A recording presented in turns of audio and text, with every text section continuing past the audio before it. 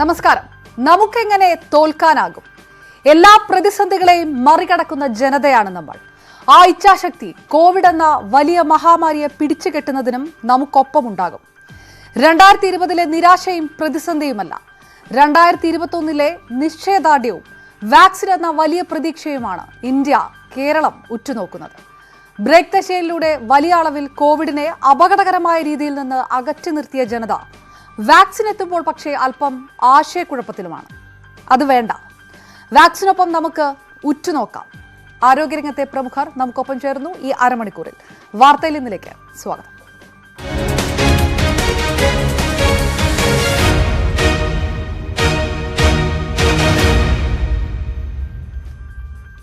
ആരോഗ്യരംഗത്തെ പ്രമുഖർ, IMA ഭാരവാഹികൾ, ഒപ്പം സാമൂഹ്യ സുരക്ഷാ മിഷൻ ഡയറക്ടർ ഡോക്ടർ അഷീൽ അടക്കമുള്ളവർ നമുക്കൊപ്പമുണ്ട്. അവരിലേക്ക് പോകുന്നതിന് മുമ്പ് ഞങ്ങളുടെ പ്രതിനിധി ഡാനി പോൾ കൊച്ചിയിൽ നിന്ന് ചേരുകയാണ്. കോവിഡ് പ്രതിരോധ വാക്സിൻ കേരളത്തിലും എത്തിയിരിക്കുന്നു. പ്രത്യേക വിമാനത്തിൽ 3 ലക്ഷത്തോളം വാക്സിനാണ് നെടുമ്പാശ്ശേരിയിൽ എത്തിച്ചത്.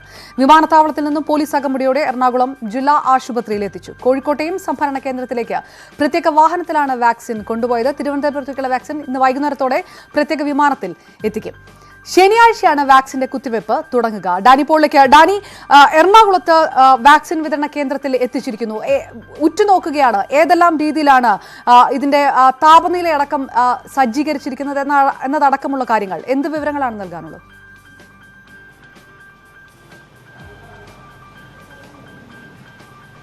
അപർണ, ഇക്കാര്യത്തിൽ വിപുലമായ തയ്യാറെടുപ്പുകളാണ് ജില്ലാ ഭരണകൂടം, എറണാകുളം ജില്ലയും അതോടൊപ്പം തന്നെ മറ്റ് ജില്ലകളിലെല്ലാം തന്നെ ആരോഗ്യ വകുപ്പ് വിപുലമായി തന്നെ ഇതിനെ സംഘാടനം നടത്തിയിരിക്കുന്നു. പ്രത്യേകിച്ച് ഈ മരുന്നുകൾ എത്തുക, അത് സംഭരിച്ചു വെക്കുക എന്നത് കാര്യങ്ങളടക്കം. ഈ മരുന്നുകൾ എത്തുന്നത്, അത് വാക്സിനുകൾ എത്തുന്നത് പ്രത്യേക ശീതീകരണ സംവിധാനമുള്ള പെട്ടികളിലാണ്. അതിനകത്ത് വാക്സിൻ സൂക്ഷിക്കാൻ കഴിയും. 2 മുതൽ 8 വരെ അതിൻ്റെ ഒരു താപനില ക്രമപ്പെടുത്തിയ രീതിയിലാണ് അത് ബോക്സിനുള്ളിൽ സൂക്ഷിച്ചിരിക്കുന്നത്. ഒരു ബോക്സിനകത്ത് ഏതാണ്ട് 12,000 ഡോസ് വാക്സിൻ ഇതിനകത്ത് ഉണ്ട്. ഈ രീതിയിലുള്ള ബോക്സുകളാണ് എല്ലായിടത്തേക്കും തന്നെ എത്തിക്കുന്നത്. ഇന്ന് എറണാകുളത്തേക്ക് വന്നത് ആകെ 25ഓളം ബോക്സുകളായിരുന്നു. അതിൽ 15 എണ്ണമാണ് എറണാകുളത്തും അതോടൊപ്പം തന്നെ മറ്റ് ജില്ലകളിലുമായിട്ട് വിതരണത്തിലേക്ക് എത്തിയത്. 10 ബോക്സുകൾ മലബാർ മേഖലയിലേക്ക് അയക്കുകയും ചെയ്തു. എറണാകുളത്തെക്കുറിച്ച് പറയുകയാണെങ്കിൽ ഏതാണ്ട് 12 സെന്ററുകൾ ഇതിനുവേണ്ടി വാക്സിനേഷന് വേണ്ടി സജ്ജീകരിച്ചിട്ടുണ്ട്. ഇതിൽ 3 എണ്ണം സ്വകാര്യ ആശുപത്രിയാണ്. ഇവിടെ എല്ലാം തന്നെ ഒരുക്കങ്ങളെല്ലാം തന്നെ നേരത്തെ ട്രയൽ റൺ അടക്കം പൂർത്തിയാക്കി കഴിഞ്ഞിരുന്നു. അതുകൊണ്ട് അത്തരം കാര്യങ്ങളിലുള്ള ഏറ്റവും വേണ്ടപ്പെട്ട തയ്യാറെടുപ്പുകളെല്ലാം തന്നെ പൂർത്തിയാക്കിയിരിക്കുന്നു. ഒരു ദിവസം 100 പേർക്ക് എന്ന രീതിയിൽ ഇത്തരം വാക്സിനേഷൻ നൽകാൻ കഴിയുന്നു ആദ്യഘട്ടത്തിൽ. അടുത്ത ഘട്ടത്തിലേക്ക് വരുമ്പോൾ ഏതാണ്ട് 250ഓളം ഇത്തരം സെന്ററുകളാക്കി ഉയർത്താൻ എറണാകുളം ജില്ലയിൽ കഴിയുന്നുണ്ട്. അതോടൊപ്പം തന്നെ മറ്റു ജില്ലകളിലേക്കും കഴിയുന്നു. ആദ്യഘട്ടത്തിലുള്ള മരുന്ന് വിതരണം 1,80,000 ഡോസ് എറണാകുളത്തും മറ്റു ജില്ലകളിലുമായി എത്തുമ്പോൾ 73,000 ഡോസാണ് എറണാകുളം ജില്ലയിലേക്ക് മാത്രമായിട്ട് തന്നെ ലഭിക്കുന്നത്. ഇതിൽ ഏറിയ പങ്കും തന്നെ ആരോഗ്യ പ്രവർത്തകർക്ക് വേണ്ടി രജിസ്റ്റർ ചെയ്തിരിക്കുന്നു. എല്ലാ ആരോഗ്യ പ്രവർത്തകർക്കും കൃത്യമായി രജിസ്റ്റർ ചെയ്തതനുസരിച്ച് എത്തേണ്ട സ്ഥലങ്ങളിൽ വാക്സിനേഷന് വേണ്ടി എത്തേണ്ട സമയവും അതോടൊപ്പം തന്നെ സെന്ററുകളെ സംബന്ധിച്ച് ഡാനി പോൾ കൊച്ചിയിൽ നിന്ന് വിശദാംശങ്ങൾ നൽകിയത്. ഏതായാലും ഒരുപാട് ചോദ്യങ്ങൾ പ്രേക്ഷകരുടെ ഭാഗത്തു നിന്ന്, ജനങ്ങളുടെ ഭാഗത്തു നിന്നെല്ലാം ഉണ്ട് ഈ വിഷയത്തിൽ.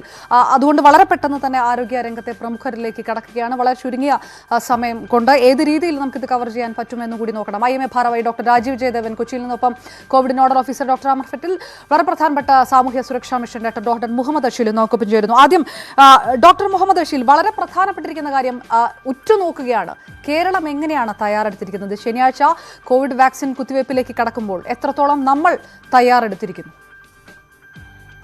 ആദ്യമായിട്ട് തന്നെ മനസ്സിലാക്കേണ്ടത് വെച്ചാൽ അതിന്റെ ആരോഗ്യ പ്രവർത്തകര് ഇതിലെടുക്കുന്ന ആവേശം ഒന്ന് മനസ്സിലാക്കേണ്ടതുണ്ട്. കാരണം വെച്ചാൽ ലോകത്ത് ഈ കോവിഡ് വാക്സിൻ അല്ലെങ്കിൽ ഇതിനു മുമ്പുണ്ടായ ഒരു പാൻഡമിക് എന്ന് പറയുന്നത് പ്രധാനപ്പെട്ട ഇതുപോലത്തെ ഒരു പാൻഡമിക്, കമ്പയറബിൾ പാൻഡമിക് ഉള്ളത് സ്പാനിഷ് ഫ്ലൂ 1918 അതിന് വാക്സിൻ ഉണ്ടാക്കാൻ 1918 ആ അസുഖത്തിന് വാക്സിൻ ഉണ്ടായത് 1945. എന്നാൽ നമ്മൾ കൃത്യമായിട്ടുള്ള, അതേസമയം തന്നെ കണിശമായിട്ടുള്ള വേഗത കൂട്ടുക എന്ന് പറഞ്ഞാൽ അതിൽ കോംപ്രമൈസ് ചെയ്തിട്ടല്ല, കൃത്യമായ കണിശമായിട്ടുള്ള ശാസ്ത്രീയ രീതിയിൽ എന്നാൽ ആധുനികമായിട്ടുള്ള കുറെ സംവിധാനങ്ങൾ ഉപയോഗിച്ചുകൊണ്ട് നമ്മൾ ഈ മാനവരാശി പൊതുവിൽ വളരെ കുറച്ച് മാസങ്ങൾ കൊണ്ട് നമ്മൾ ഒരു വാക്സിൻ ഡെവലപ്പ് ചെയ്തിരിക്കണം. തീർത്തും സുരക്ഷിതമായിട്ടും അതിന്റെ എഫിക്കസിയൊക്കെ ഉറപ്പിച്ചിട്ടാണ് ഇന്ന് നമ്മുടെ കോവിഷീൽഡ് എന്നുള്ള വാക്സിൻ നമ്മുടെ മുമ്പിൽ എത്തുന്നത്. അതുകൊണ്ട് തന്നെ വലിയ ആശങ്ക അല്ലെങ്കിൽ ഒരു തരത്തിലുള്ള ആശങ്ക ഇത് വേണ്ട. നമ്മുടെ കേരളത്തെ സംബന്ധിച്ചിടത്തോളം കേരള വാക്സിനേഷന്റെ കാര്യത്തിൽ നേരത്തെ തന്നെ വലിയ ലെഗസി ഉള്ളൊരു സംസ്ഥാനമാണ്. നമ്മുടെ ക്വാറന്റൈൻ സംവിധാനമായി കഴിഞ്ഞാലും നമ്മുടെ മറ്റെല്ലാ സൗകര്യങ്ങളായി കഴിഞ്ഞാലും നേരത്തെ തന്നെ വളരെയധികം പുരോഗതി പ്രാപിച്ച അല്ലെങ്കിൽ വളരെയധികം മെച്ചപ്പെട്ട തന്നെയാണ്. അവിടെ നമ്മൾ കഴിഞ്ഞ 2 ട്രയലുകളിലൂടെ, അതായത് ഡ്രൈ റണ്ണിലൂടെ നമ്മൾ ചെയ്തിരിക്കുന്നത് എന്തെങ്കിലും പോരായ്മകളുണ്ടോ എന്നുള്ള കാര്യം നമ്മൾ പരിശോധിച്ചു. അതെല്ലാം ക്ലിയർ ചെയ്തതിനു ശേഷം എന്തെങ്കിലും തരത്തിലുള്ള പ്രശ്നങ്ങളുണ്ടെങ്കിൽ അതൊക്കെ പരിഹരിച്ചുകൊണ്ടാണ് നമ്മൾ ഇപ്പോൾ ഈ ഘട്ടത്തിലേക്ക് എത്തിയിരിക്കുന്നത്. അപ്പൊ കേരളത്തെ സംബന്ധിച്ചിടത്തോളം ഒരാശങ്കയും ഇക്കാര്യത്തിൽ ഉണ്ടാവേണ്ടതില്ല. മറ്റ് പൊതുവിൽ പറയുന്ന, ഇന്ത്യയിൽ പറയുന്ന കാര്യങ്ങൾ എന്ന് പറഞ്ഞു കഴിഞ്ഞാൽ, ഒന്ന് കണക്ടിവിറ്റിയുടെ പ്രശ്നമാണ്. ഈ ട്രയൽ റണ്ണിന്റെ സമയത്ത് സൂചിപ്പിച്ചപ്പെട്ട പ്രധാനപ്പെട്ട കാര്യങ്ങൾ, ഒന്ന് ഇന്റർനെറ്റ് കണക്ടിവിറ്റിയുടെ ഇഷ്യൂ സൂചിപ്പിക്കുകയുണ്ടായി. അതേസമയത്ത് തന്നെ പിന്നെ വാക്സിൻ ലോജിസ്റ്റിക്സ്, നമ്മളൊരു പടം, വാരണാസി എന്നൊരു പടം കണ്ടതാണ്, ഒരാൾ സൈക്കിളിന്റെ മുകളിൽ കുറച്ച് വാക്സിൻ കാരിയേഴ്സ് ആയിട്ടാണ് പോകുന്നത്. അപ്പൊ ആ ലോജിസ്റ്റിക് ഇഷ്യൂസും ഈ മറ്റേ ഇന്റർനെറ്റ് ഇഷ്യൂസുമാണ്, ഇന്റർനെറ്റിന്റെ കണക്ടിവിറ്റി അല്ലെങ്കിൽ പെനിട്രേഷൻ, അതൊക്കെയാണ് ഇന്ത്യയിൽ പൊതുവിൽ കണ്ട പ്രധാനപ്പെട്ട പ്രശ്നമെങ്കിൽ കേരളത്തിൽ ആ പ്രശ്നം നമ്മൾ പ്രതീക്ഷിക്കുന്നില്ല, അല്ലെങ്കിൽ അങ്ങനത്തെ പ്രശ്നം ഉണ്ടാവാൻ സാധ്യതയില്ല. അതേസമയം തന്നെ ഒരു കാര്യം, ഇതിനകത്ത് റേറ്റ് ലിമിറ്റിംഗ് സ്റ്റെപ്പ് ആവാൻ പോകുന്ന 2 കാര്യങ്ങളാണ്. ഒന്നല്ല 2 കാര്യങ്ങളാണ്. ഒന്ന് വാക്സിന്റെ ലഭ്യത, അത് നമ്മൾക്ക് ആദ്യഘട്ടത്തിൽ കൊടുക്കേണ്ട വാക്സിൻ ലഭിച്ചിട്ടുണ്ട്.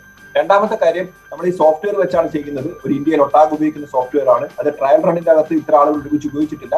പക്ഷെ ട്രയൽ റണ്ണ് ഇതിലിപ്പം ഈ യഥാർത്ഥത്തിൽ വരുന്ന സമയത്ത് എന്തെങ്കിലും തരത്തിലുള്ള സോഫ്റ്റ്വെയർ ഇഷ്യൂസ് ഉണ്ടാകുമോ എന്നൊരു ആശങ്ക മാത്രമാണ്. ഓക്കെ, തീർച്ചയായും ഡോക്ടർ, ഞാൻ തിരികെ വരാം. ദയവായി തുടരുക ഡോക്ടർ അശ്വിൽ. ഡോക്ടർ രാജീവ് ജയദേവൻ, വളരെ പ്രധാനപ്പെട്ട കാര്യം, സാമൂഹ്യ സുരക്ഷാ മിഷൻ ഡയറക്ടർ പറയുന്നത് കേരളം എത്രത്തോളം സജ്ജമാണ്, നമ്മൾ എത്രത്തോളം തയ്യാറെടുത്തിരിക്കുന്നു എന്നൊരു വളരെ ഹെൽത്തി കോൺഷ്യസ് ആയിട്ടുള്ള ഒരു ജനതയാണ് കേരളത്തിലേത് വാക്സിനോട്. എന്നിട്ട് പോലും 2 ചോദ്യങ്ങൾ വളരെ പ്രധാനമായി ചോദിച്ചുകൊണ്ടേയിരിക്കുന്നത്, ഒന്ന്, ഈ വാക്സിൻ മാൻഡേറ്ററി ആണോ? 2, ഈ വാക്സിനുകൾ സേഫ് ആണോ? അത് എത്രത്തോളം ക്ലിയർ ആണ്, അല്ലെങ്കിൽ എത്രത്തോളം കൺഫ്യൂഷനാണ് ജനങ്ങൾക്കിടയിൽ ഉണ്ടാക്കിയിരിക്കുന്നത് എന്നുള്ളത് എല്ലാവർക്കും അറിയുന്ന ഒരു കാര്യം കൂടിയാണ്. ഈ 2 സംശയങ്ങൾ പൊതുജനങ്ങൾക്കിടയിൽ കൃത്യമായി പരിഹരിച്ചിട്ടുണ്ടെന്ന് കരുതുന്നുണ്ടോ ഡോക്ടർ രാജീവ് ജയദേവ്? കേരള ജനതയെ സംബന്ധിച്ച് പറയുമ്പോൾ തീർച്ചയായിട്ടും പ്രബുദ്ധരായ സമൂഹമാണ്. അവർ എല്ലാ കാര്യങ്ങളും വിശകലനം ചെയ്തതിന് ശേഷമാണ് തീരുമാനമെടുക്കുന്നത്. അവർ ചോദിച്ച ചോദ്യങ്ങൾ 2ഉം ലോകമെമ്പാടും ചോദിക്കപ്പെടുന്ന ചോദ്യങ്ങളാണ്. അത് സ്വാഭാവികം തന്നെയാണ്, പ്രത്യേകിച്ച് ഈ പാൻഡമിക്കിന്റെ പശ്ചാത്തലത്തിൽ. ആദ്യത്തെ ചോദ്യം, ഇത് മാൻഡേറ്ററി ആണോ എന്നുള്ളതാണ്. മാൻഡേറ്ററി അല്ല, കാരണം വാക്സിൻ ഒരു വ്യക്തിക്ക് സംരക്ഷണം കൊടുക്കുന്നു എന്നുള്ളതാണ്. ഇപ്പോൾ ഒരു ടിപ്പിക്കൽ എക്സാമ്പിൾ പറയുകയാണെങ്കിൽ, നമ്മൾ ഒരു മോട്ടോർ സൈക്കിൾ ഓടിക്കുന്ന ഒരു വ്യക്തിയോട് നമ്മൾ പറയുകയാണ്, ഹെൽമെറ്റ് വെച്ചാൽ നിങ്ങൾക്ക് അപകടം ഉണ്ടായാലും മരണപ്പെടാതെ രക്ഷപ്പെടാമെന്നതാണ്.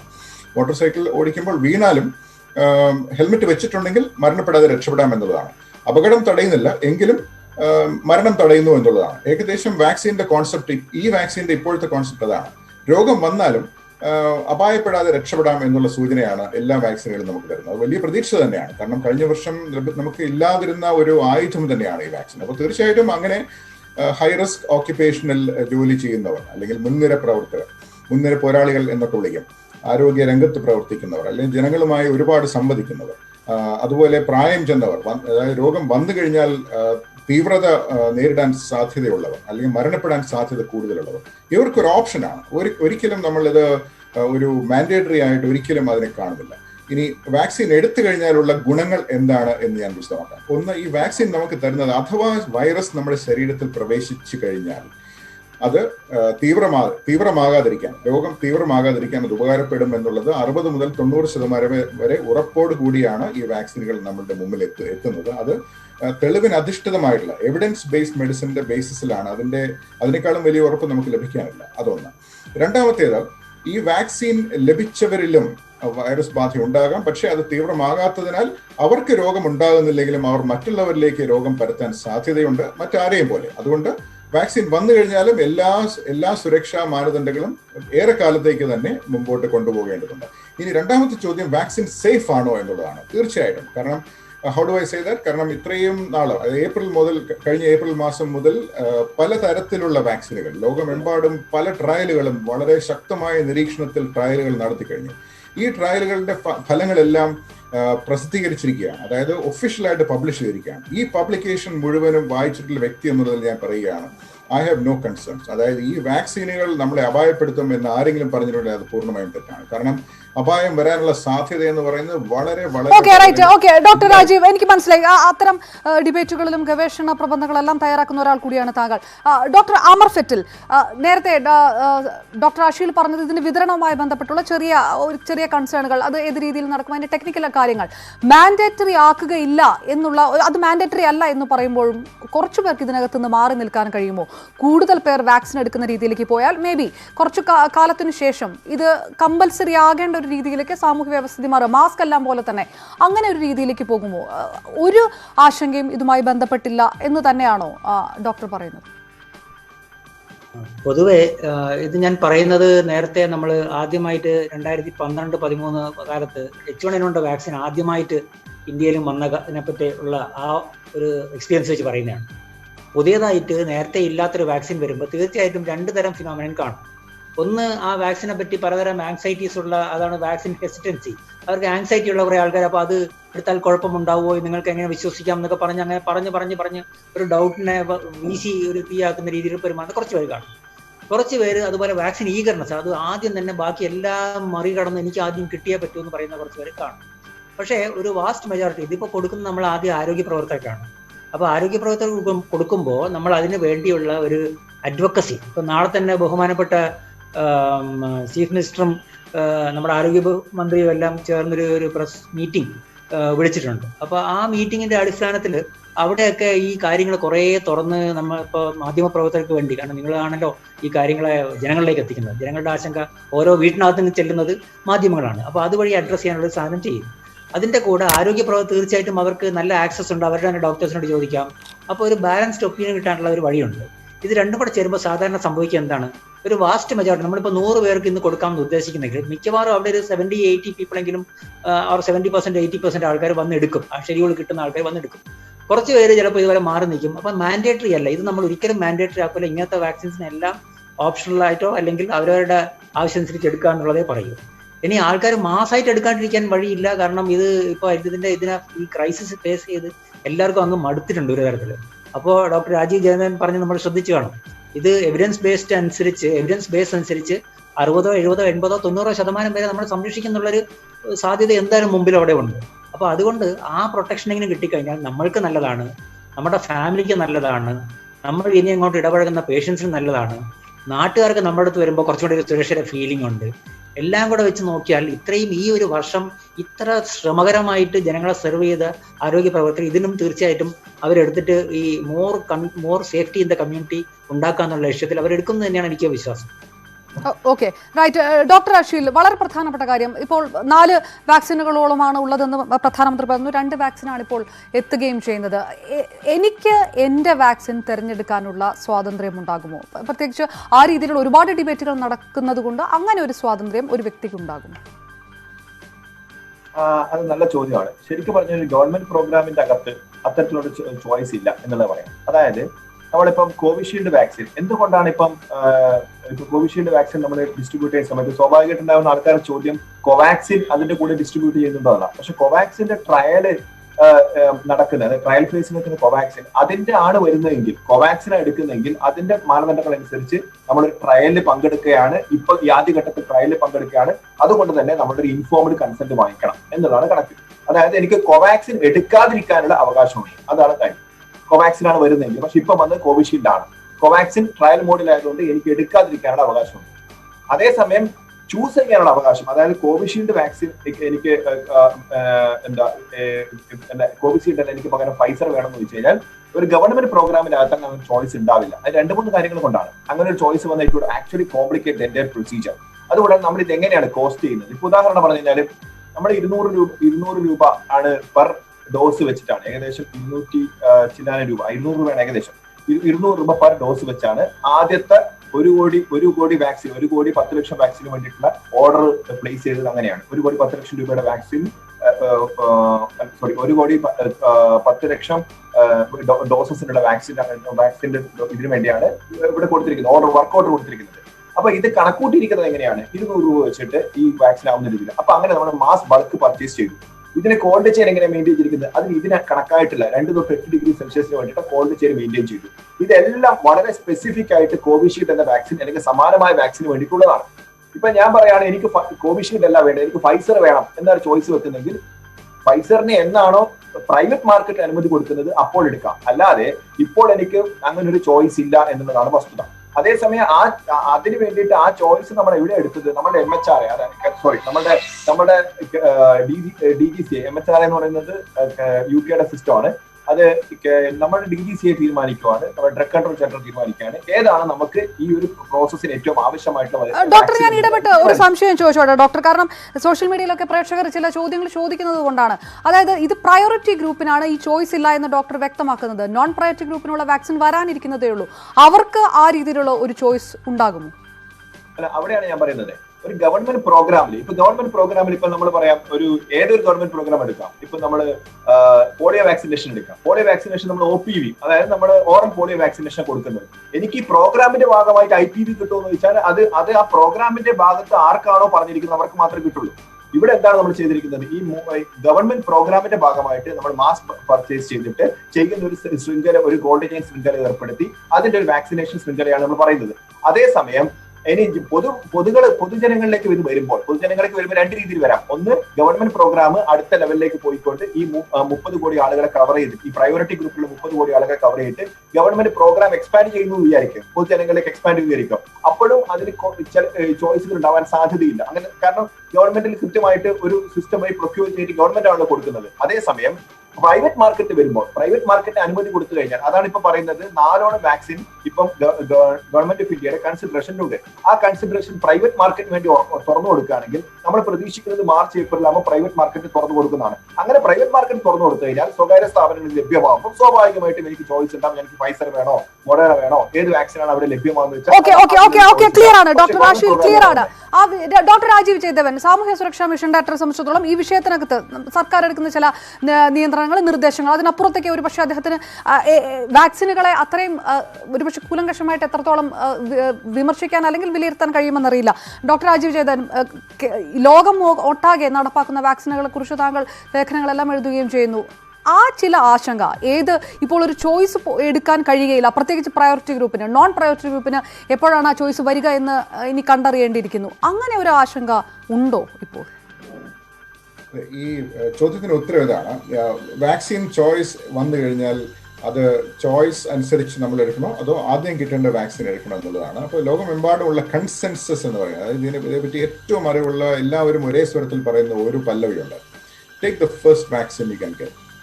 ലഭ്യമായിട്ടുള്ള ആദ്യത്തെ വാക്സിൻ നിങ്ങൾ എടുക്കുക, ദാറ്റ് ഇസ് ബെസ്റ്റ് ഓപ്ഷൻ എന്നുള്ളതാണ് ഇപ്പോൾ അറിയാൻ കഴിയുന്നത്. ഇനി ഡോക്ടർ അഷിൽ പറഞ്ഞതുപോലെ ഇപ്പോൾ ഏപ്രിലിൽ എന്ത് സംഭവിക്കും എന്നുള്ളത് ആ സമയത്ത് നമുക്ക് അറിയാൻ പറ്റുകയുള്ളൂ. കാരണം ഇപ്പോൾ ലഭ്യമല്ലാത്ത പല വിവരങ്ങളും ഏപ്രിലിനകം ലഭിച്ചെന്നിരിക്കും. ചിലപ്പോൾ മാർഗനിർദ്ദേശങ്ങളിൽ മാറ്റം വന്നെന്നിരിക്കാം. അപ്പോൾ അതിൻ്റെ ഇതൊരു കണ്ടിന്യൂയിങ് പ്രോസസ്സാണ്. പക്ഷേ ഇപ്പോഴത്തെ അവസ്ഥയിൽ it's best to take what was available എന്നുള്ളതാണ് നമുക്ക് പറയാൻ കഴിയുന്നത്. ഇനി ഇതുമായിട്ട് ബന്ധപ്പെട്ട് പ്രധാനപ്പെട്ട ഒരു പോയിന്റ് ഉള്ളത് ബാക്ക്ഗ്രൗണ്ട് റേറ്റ്സ് ആണ്. അത് വാക്സിനേക്കാളും പ്രധാനപ്പെട്ട ഒരു പോയിന്റ് പൊതുജനങ്ങൾ അറിയേണ്ടത് ബാക്ക്ഗ്രൗണ്ട് റേറ്റ്സ് ആണ്. ഏതൊരു സമൂഹത്തിലും എപ്പോഴും നടക്കുന്ന ചില രോഗങ്ങളും മരണങ്ങളുമുണ്ട്. അതിന്റെ കണക്കുകൾ വളരെ ബ്രീഫായിട്ട് പറയുകയാണെങ്കിൽ, if you look at 1 crore people, ഒരു കോടി വ്യക്തികളെ 2 മാസം നമ്മൾ നിരീക്ഷിച്ചു കഴിഞ്ഞാൽ അത് 14,000 ആൾക്കാർ മരിക്കും, 450 പേർ സൂയിസൈഡ് ചെയ്യും, 6,500 പേർക്ക് ക്യാൻസർ വരും, 4,000 പേർക്ക് ഹാർട്ട് അറ്റാക്ക് വരും, 4,500 പേർക്ക് സ്ട്രോക്ക് വരും. ഇത് ഫിക്സ്ഡ് റേറ്റ് ആണ്. ഇതാണ് ബാക്ക്ഗ്രൗണ്ട് റേറ്റ്. അത് ഏത് സമൂഹത്തിൽ നോക്കിക്കഴിഞ്ഞാൽ ഏകദേശം ഇതൊക്കെ തന്നെയാണ്. അപ്പോൾ വാക്സിൻ വന്നു കഴിയുമ്പോൾ ഇതേ സംഭവങ്ങൾ നടക്കുമ്പോൾ, പഴയതുപോലെ തന്നെ ഇതേ സംഭവങ്ങൾ നടക്കുമ്പോൾ വാക്സിൻ എടുത്ത വ്യക്തിക്കാണ് ഇങ്ങനെ ഒരു ദുരവസ്ഥ ഉണ്ടാവുന്നതെങ്കിൽ സ്വാഭാവികമായിട്ടും ഇതേപ്പറ്റി വലിയ അറിവില്ലാത്തവർ അത് വാക്സിൻ മൂലമാണല്ലോ എന്ന് വിധി എഴുതാൻ സാധ്യതയുണ്ട്. അത് സാമൂഹ്യ മാധ്യമങ്ങളിൽ പ്രചരിക്കാൻ സാധ്യതയുണ്ട്. വാക്സിൻ വിരുദ്ധത വളരാൻ സാധ്യതയുണ്ട്. വാക്സിൻ വിരുദ്ധത എന്നുള്ളത് അത് വാക്സിൻ വിരുദ്ധരെ ഉദ്ദേശിച്ചല്ല ഞാൻ പറയുന്നത്. സാധാരണ ജനങ്ങൾ പോലും വാക്സിൻ വിരുദ്ധരായി തീരാനുള്ള സാധ്യത ഇവിടെ കാണുന്നുണ്ട്. അതുകൊണ്ട് ഇങ്ങനെയുള്ള പകുതി ഹാഫ് ട്രൂത്തുകളൊക്കെ ഇങ്ങനെ സർക്കുലേറ്റ് ചെയ്യാനുള്ള സാധ്യത ഞാൻ കാണുന്നുണ്ട്. തീർച്ചയായും ഡോക്ടർ അമർഫെറ്റിലേക്ക് വരുന്നതിന് മുമ്പ് ഡോക്ടർ അഷീൽ, വളരെ പ്രധാനപ്പെട്ട കാര്യം ഈ ഡോക്ടർ രാജീവ് ജയദേവൻ പറഞ്ഞത്, ഇപ്പോൾ ഈ ചർച്ച നടന്നുകൊണ്ടിരിക്കുമ്പോൾ ഫേസ്ബുക്കിൽ ചർച്ചയുടെ താഴെ പ്രേക്ഷകർ ഇടുന്ന ചോദ്യമാണ്, ഇതിന് ഗുണം കിട്ടിയില്ലെങ്കിൽ ആര് ഉത്തരവാദിത്തം ഏറ്റെടുക്കും? നഷ്ടപരിഹാരം തയ്യാറാകാൻ സർക്കാർ തയ്യാറാകുമോ എന്നാണ്. ഒരുപക്ഷെ ഇതൊക്കെ ഒരു സാമ്പിളായിരിക്കും. നേരത്തെ ഡോക്ടർ പറഞ്ഞതുപോലെ ആ രീതിയിലുള്ള ഒരു ആശങ്ക, അതുപോലും പരിഹരിക്കേണ്ട ഒരു ഉത്തരവാദിത്തം ആരോഗ്യ പ്രവർത്തകരെ സംബന്ധിച്ചിടത്തോളം ഇത്തരം സമൂഹ മാധ്യമങ്ങളിലെല്ലാം വളരാനിടയുള്ള ചില പ്രചാരണങ്ങൾ അതെല്ലാം ആലോചനയിൽ വരുന്നുണ്ട്. തീർച്ചയായും രാജീവ് സാർ സൂചിപ്പിച്ച പോലെ തന്നെ ഈ വാക്സിൻ ഹെസിറ്റൻസി എന്നുള്ളത് കേവലം ഇത് ഇന്ത്യയിലോ കേരളത്തിലോ ഉള്ള ഒരു പ്രശ്നം മാത്രമല്ല, ലോകത്ത് എല്ലായിടത്തും ഉള്ളതാണ്. അപ്പൊ അതിപ്പോ അമേരിക്കയിൽ നടത്തിയൊരു പഠനം, വളരെ ഇൻട്രസ്റ്റിംഗ് ആയിട്ട് പഠനമുണ്ട്. വാക്സിൻ ഹെസിറ്റൻസി ഒരു വാക്സിൻ വരുന്നതിന് മുമ്പ് വളരെ കൂടുതലായിരിക്കും. കാരണം ആളുകൾക്ക് അറിയില്ല എന്താണ് വരുന്നത്, ഒരു ആശങ്ക ഉണ്ടാവും, ഇനി എന്താണ് ആൾക്കാർ കൊടുക്കാൻ പോകുന്നത്. വാക്സിൻ ഹെസിറ്റൻസി വളരെ കൂടുതലാണ് വാക്സിൻ വരുന്നതിന് മുമ്പ് ഉണ്ടാവുക. ഇപ്പൊ സെപ്റ്റംബർ മാസത്തിൽ പറയുകയാണെങ്കിൽ അവിടെ 60% ആളുകൾ, ഏകദേശം 50% ആളുകൾ, 50-50 ആണ് ഉണ്ടായിരുന്നത് വാക്സിൻ എടുക്കാൻ താല്പര്യമുള്ളവരും വാക്സിൻ എടുക്കാൻ താല്പര്യമില്ലാത്തവരും. അങ്ങനെ ഉണ്ടായിരുന്ന സ്ഥലത്താണ് US പോലുള്ള സ്ഥലങ്ങളിലുള്ളത്. ഇന്ത്യയിൽ നോക്കുകയാണെങ്കിൽ വാക്സിൻ ഹെസിറ്റൻസി കമ്പാരിറ്റീവ്ലി കുറവാണ്. അപ്പൊ അതേസമയം US വാക്സിൻ ഹെസിറ്റൻസി വളരെ കൂടുതലുള്ള സ്ഥലമായിരുന്നു. പക്ഷെ അവിടെ വാക്സിൻ കൊടുത്തു തുടങ്ങിയപ്പോൾ നമ്മൾ തൊട്ടടുത്ത ആളുകൾ എടുക്കുന്നു, അവർ പ്രൊട്ടക്റ്റഡ് ആവുന്നു, അവർ അങ്ങനെയുള്ള ഒരു ഫീൽ ഉണ്ടാവുന്ന സമയത്ത് ആളുകൾ പലരും എടുക്കുന്നു, അവർക്ക് യാതൊരു ആരോഗ്യ പ്രശ്നവും ഉണ്ടാവുന്നില്ല, ഈ വാക്സിനെ കുറിച്ചുള്ള കിംവദന്തികളൊക്കെ മാറുന്നു. അപ്പൊ ഈ വാക്സിൻ ഹെസിറ്റൻസി മാറിക്കൊണ്ടുവരും. പക്ഷെ രാജീവ് സാർ സൂചിപ്പിച്ച വേറൊരു കാര്യം കൂടി ഉണ്ട്, വളരെ എടുത്തുമല്ല. വാക്സിൻ ഹെസിറ്റൻസി എന്ന് പറയുന്നത് സാധാരണ ജനങ്ങളിൽ ഉണ്ടാവുന്ന ആശങ്കകളാണ്. അതേസമയം ബോധപൂർവ്വ ആശങ്കകൾ സൃഷ്ടിക്കാൻ നിൽക്കുന്ന ആൾക്കാരുണ്ട്, അല്ലെങ്കിൽ ഈ ഒരു സിറ്റുവേഷൻ എക്സ്പ്ലോർ ചെയ്യാൻ നിൽക്കുന്ന ആളുകളുണ്ട്, അല്ലെങ്കിൽ ഒരു ആശങ്ക പടർത്താൻ നിൽക്കുന്ന ആളുകളുണ്ട്. അവർക്ക് അതൊന്നും കൊണ്ട് കൺവിൻസ്ഡ് ആവാൻ ചാൻസ് ഇല്ല. പലപ്പോഴും അവർ പറയുന്ന കാര്യം ആരോഗ്യ പ്രവർത്തകർ വാക്സിൻ എടുക്കാറില്ല എന്നാണ്. ഞാനിപ്പോ ആരോഗ്യ പ്രവർത്തകരുടെ മക്കൾക്ക് വാക്സിൻ കൊടുക്കാറില്ല എന്നാണ്. ഒരുപക്ഷെ അമർ സാറൊക്കെ സാറിന്റെ കരിയറിൽ നേരിട്ട് ഏറ്റവും കൂടുതൽ ഉണ്ടാകുന്നത് വെച്ചാൽ ഈ ആരോഗ്യ പ്രവർത്തകർ വാക്സിൻ എടുക്കുന്നില്ല എന്നുള്ള ആക്ഷേപമായിരിക്കും. അപ്പൊ അത് എനിക്ക് തോന്നുന്നു അതുകൊണ്ട് തന്നെയാണ് ഇപ്പോൾ ആരോഗ്യ പ്രവർത്തകർ നമ്മൾ ആദ്യം എടുക്കുമ്പോൾ ഒരു കോൺഫിഡൻസ് ആളുകളുടെ ഇടയിൽ ബിൽഡ് ചെയ്യാൻ ചാൻസ് ഉണ്ട്. പിന്നെ നേരത്തെ അമർ സാർ പറഞ്ഞ പ്രധാനപ്പെട്ട കാര്യമുണ്ട്. നാളെ ബഹുമാനപ്പെട്ട ആരോഗ്യ മന്ത്രിയും മുഖ്യമന്ത്രിയൊക്കെ പത്രക്കാർ അഭിസംബോധന സംസാരിക്കുകയാണ്. അതുപോലെ തന്നെ അതിനുശേഷം ഒരു മാസീവ് ക്യാമ്പയിൻ നമ്മൾ ആരംഭിക്കുകയാണ്. അതിന്റെ കാര്യങ്ങൾ, കാരണം ആന്റി പ്രൊപ്പഗാൻഡക്കെതിരെ ബെസ്റ്റ് കാര്യം എന്ന് പറഞ്ഞാൽ പ്രൊപ്പഗാൻഡ തന്നെയാണ്. അപ്പൊ അതേസമയം ഉണ്ടാവുന്ന ആശങ്കകൾ, ഇപ്പൊ നേരത്തെ രാജീവ് സാർ സൂചിപ്പിച്ച ബേസിക് റേറ്റ്, അല്ലെങ്കിൽ ഒരു സമൂഹത്തിൽ ഉണ്ടാവുന്ന ഒരു ബാക്ക്ഗ്രൗണ്ട് റേറ്റ് എന്നല്ല, ആ ബാക്ക്ഗ്രൗണ്ട് റേറ്റിന് ഉണ്ടാവും. എന്തായാലും വാക്സിൻ എടുക്കുന്നവരിലും വാക്സിൻ എടുക്കാത്തവരിലും ഒരുപോലെ മരണങ്ങൾ ഉണ്ടാവുമ്പോൾ, ഇപ്പൊ നമ്മൾ പോളിയോയുടെ കാര്യത്തിലാണെങ്കിൽ ഒരു ദിവസം നമ്മൾ ആലോചിച്ച് നോക്കുക, ഈ കേരളത്തിൽ എത്ര പേർക്ക് തലവേദന ഉണ്ടാവും, എത്ര കുട്ടികൾക്ക് തലവേദന ഉണ്ടാവും, എത്ര കുട്ടികൾക്ക് വയറുവേദന ഉണ്ടാവും, എത്ര കുട്ടികൾക്ക് തടഞ്ഞു വീഴുന്നുണ്ടാവും, എത്ര കുട്ടികൾ പനി ഉണ്ടാവും. പക്ഷെ പോളിയോ വാക്സിൻ കൊടുക്കുന്ന ആ ദിവസം ഇതൊക്കെ പോളിയോ വാക്സിന് തലയിലിരിക്കും. അതുപോലെ കുറച്ചു നാളത്തേക്ക് ഇനി എന്തുണ്ടായി കഴിഞ്ഞാലും അത് തീർച്ചയായും വളരെ കൃത്യമായിട്ടുള്ള പോയിന്റാണ് ഡോക്ടർ അമർ ഫെറ്റിൽ. കേരളം ഇത്രയും ഹെൽത്ത് കോൺഷ്യസ് ആയിട്ട് പോലും പ്രതിരോധ പ്രവർത്തനങ്ങളെക്കാൾ കൂടുതൽ എഫർട്ട് ബോധവൽക്കരണത്തിന് വേണ്ടി എടുക്കേണ്ടി വന്നതാണ് ആരോഗ്യ പ്രവർത്തകർ കഴിഞ്ഞ വർഷം മുഴുവൻ കണ്ടത്. അപ്പോൾ നേരത്തെ ഡോക്ടർ ആഷിൽ പറഞ്ഞതുപോലെ ഒരു ആന്റി പ്രൊപ്പഗാൻഡ വരാനുള്ളൊരു സാധ്യത, അപ്പോൾ അതിനെ മറികടക്കാൻ ഒരു പ്രൊപ്പഗാൻഡ തന്നെ ആവിഷ്കരിക്കേണ്ട ഒരു രീതിയിലേക്ക് കാര്യങ്ങൾ പോകുമോ? അത് എത്രത്തോളം വലിയൊരു ചലഞ്ച് ആയിരിക്കും?